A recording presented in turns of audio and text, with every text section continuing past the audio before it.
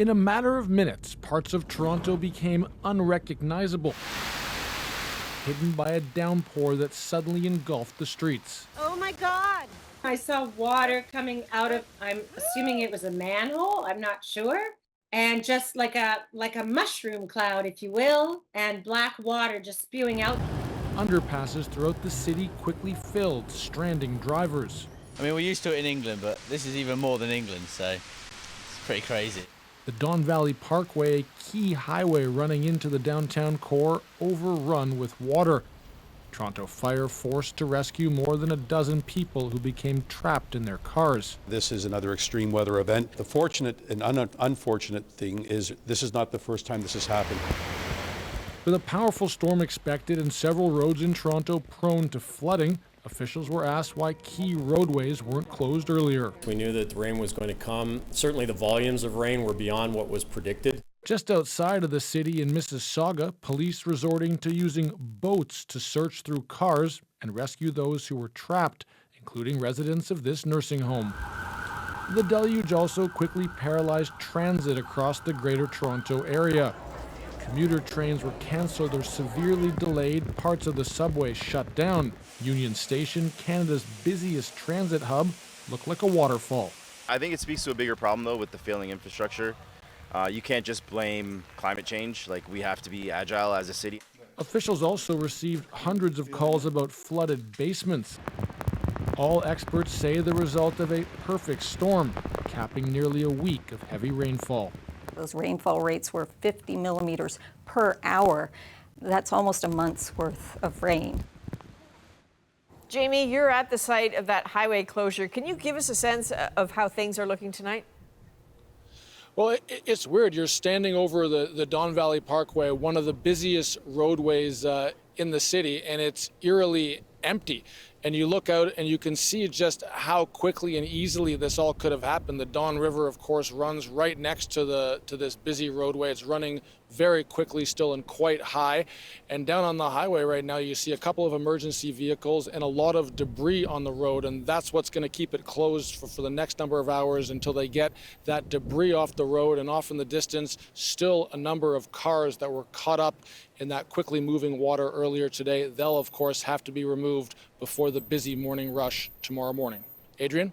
Indeed. All right, Jamie Strachan in Toronto. Now, between the flooding and the power outages, so many people felt the storm's impact. Joanna Remiliotis went to one of the hardest hit areas just to see how people are coping. Late in the day, hydro crews were still out, still working to restore power after about 170,000 people were left in the dark. We had like water coming out from here. No electricity and torrential rain meant Ravneet Johar had to shut down his restaurant, while staff mopped up the mess using their phones for light.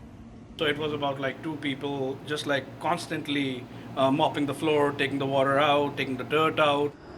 On this one downtown street, store after store shut down early. So just down here is our grooming salon. Those who opened up again, like this pet store, had fans used for grooming on full blast to dry out a flooded basement. The dryers are just working hard down here, helping to really get the moisture that was underneath the crates. Neighborhoods hit hard by the outages also had to deal with water that wasn't draining away fast enough. We met Andy James on his way to buy a mop. And I'm going to just keep on mopping it until I clean my basement and the two basements of the people around me. The flood. There was a flood in the basement. Yeah, the flood in the basement. In our classroom too. Over pizza on high ground, these kids say their summer camp got flooded too. Were you guys worried? Kind of. Yeah. I wasn't worried. As for Johar, the power came back in time before all the food had to be thrown out. Because of that condensation, there was like water. This itself must have, products worth like $2,000 at least. This is our main pillar. Thankfully, this is safe, so I'm very, it's a relief. On a bad day for business, he'll take that as a win. Joanna Remiliotis, CBC News, Toronto. Well, someone else coping with a flooded home? Rapper Drake. The singer's official account posted this video of brown, murky water apparently flooding his Toronto mansion. And yes, that's Drake himself trudging through the mess with a broom in hand. The caption, "That better be espresso martini." And no, it is definitely not. Let's bring in CBC News meteorologist Ryan Snoden. Ryan, a lot of rain fell today. Can you walk us through exactly what happened?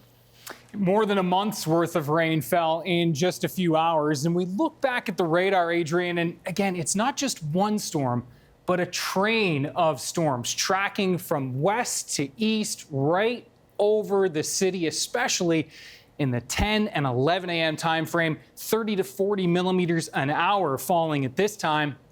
By the time we were done at lunchtime, a widespread 60 to 100 millimeters in just 4 hours. Infrastructure cannot keep up, especially in an urban center. Officially 98 millimeters at the airport at Toronto Pearson. So that makes this the wettest single day in the city since July 2013. 126 millimeters of rain fell on that day. Another series of storms tracking through there.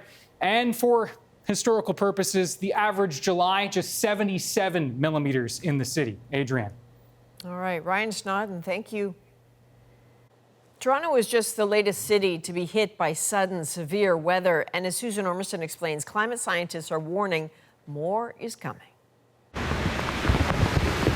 We shouldn't be surprised. Climate scientists have been warning of more intense weather more frequently, that turning up the heat in the atmosphere can spell disaster.